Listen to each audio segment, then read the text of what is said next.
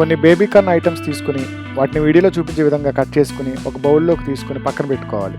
చిన్న కడాయి పెట్టి దానిలో ఒక పెద్ద గిన్నెడు వాటర్ పోసుకుని వాటర్ మరిగిన తర్వాత కొంచెం ఉప్పు అలాగే కొంచెం పసుపు వేసి కలపండి. బేబీ కార్న్ ముక్కలను వేసుకుని ఉడికిన తర్వాత వాటిని ఒక బౌల్లోకి తీసుకుని పక్కన ఉంచుకోండి. పొయ్యి మీద కడాయి పెట్టి దానిలో 2 స్పూన్లు ఆయిల్ వేసుకుని ఆయిల్ మరిగిన తర్వాత ఒక 10 వెల్లుల్లి రెబ్బలను ముక్కలుగా కట్ చేసుకుని ఒక కప్పుడు ఉల్లిపాయ ముక్కలను, ఒక రెమ్మ కరివేపాకు ఆకులను, 4 పచ్చిమిర్చిని ముక్కలుగా చేసుకుని వేసుకోండి. వాటిని కూడా బాగా ఫ్రై చేయండి. 2 చిటికల పంచదార అలాగే ఒక అర స్పూన్ బ్లాక్ పెప్పర్ పౌడర్ని వేసి కలపండి. 1 స్పూన్ సోయా సాస్ని వేసి అలాగే 1 స్పూన్ వెనిగర్ కూడా వేసి బాగా కలపండి. రుచికి సరిపడ ఉప్పును కూడా వేయండి. ఆల్రెడీ మనం ఉడికించి పెట్టుకున్న బేబీ కార్న్ ముక్కల్ని మిశ్రమంలో వేసి కలుపుతూ ఉండండి.